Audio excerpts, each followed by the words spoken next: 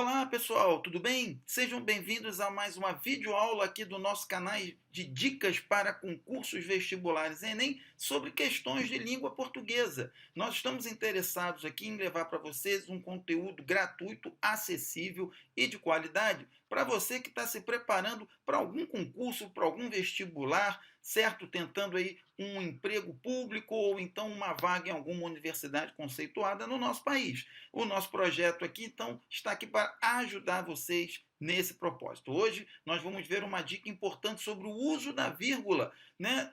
Quando ela separa o sujeito e o predicado, um erro muito comum, certo, pessoal, que faz com que muitas pessoas errem, principalmente a redação, certo, a parte de provas discursivas, ok? Cometendo esse erro muito comum. Hoje, então, nós vamos dar uma dica para vocês não mais errarem esse tipo de situação, certo? Então, olho na telinha comigo e nós temos aí o seguinte, ó.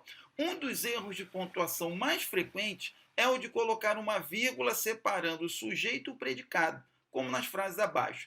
Então, eu tenho muitas pessoas preferem ficar em casa a sair. Repare aqui, uma vírgula separa o sujeito, muitas pessoas, do seu predicado preferir. Esse é um erro muito frequente, pessoal, e é um dos erros mais graves, apesar disso. Tá? As pessoas, de um modo geral, às vezes param para pensar, ok, no que vão escrever, e aí acabam colocando uma vírgula erradamente entre o sujeito e o seu predicado. Isso jamais pode acontecer. Ó. Os jogadores ficaram exaustos durante o jogo. Está aqui o sujeito, os jogadores, e a vírgula erradamente separando o sujeito do seu verbo. Tá? Aqui nós temos uma outra situação muito comum também, gente, que faz com que os alunos errem. É quando há um adjunto adverbial entre o sujeito e o seu verbo, como aqui.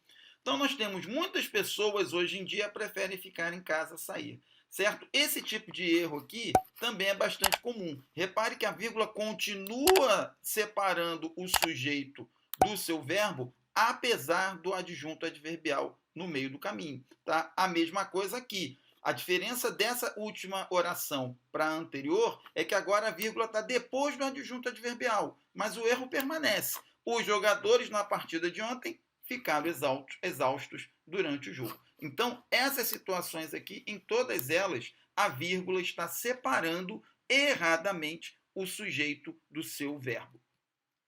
A vírgula só pode ser usada para separar sujeito e predicado em duas situações. Uma é quando houver um adjunto entre eles. Nesse caso, pessoal, a vírgula tem que estar antes e depois do adjunto. Essa é a nossa dica de ouro para vocês aí, ó. Ok? Preste atenção na presença do adjunto e isolem o adjunto por completo, por vírgula. Uma antes, outra depois. A mesma coisa aqui, ó. Os jogadores na partida de ontem ficaram exaustos durante o jogo. Ah, professor, mas aí eu estou separando o sujeito do verbo de todo jeito? Não. Nesse caso aqui, as vírgulas estão isolando o adjunto adverbial. E aí não há erro no uso da vírgula nessa situação. Ok? Uma outra situação em que a vírgula pode ser usada para separar o sujeito predicado, ou melhor dizendo, ela não está nem separando um sujeito predicado, mas ela vai estar indicando uma elipse, ou seja, a supressão de um termo que já foi citado antes. Então, repare, Ivo ganhou um carro e Ana um tapete. A vírgula aqui, no caso, não está separando Ana e tapete, até porque tapete não é nem o verbo, né? Não é nem o núcleo do predicado, mas a vírgula aqui está marcando que houve uma elipse, certo? Ou seja, o verbo ganhar aqui foi citado no primeiro momento e depois omitido num segundo momento, configurando assim uma elipse.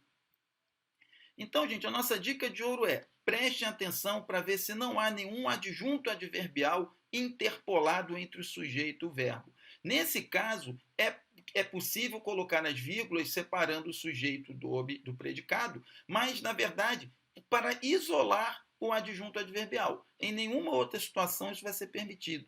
Prestem atenção também com a presença de elipses, tá? Porque a elipse é uma vírgula, né? Pode ser marcada na frase pela presença de uma vírgula, ok? Então, nesses casos, vai poder haver aparentemente ali uma separação do sujeito em relação ao seu predicado por meio de uma vírgula. Ok? A gente espera que essa dica tenha sido útil para você, pessoal. E nesse caso, não deixe de comentar, compartilhar, curtir e deixar aqui o seu comentário, crítica e sugestão. Nosso trabalho depende muito desse feedback que vocês dão para a gente. Ok? Eu espero ver vocês na próxima videoaula, pessoal. Um abração e até lá!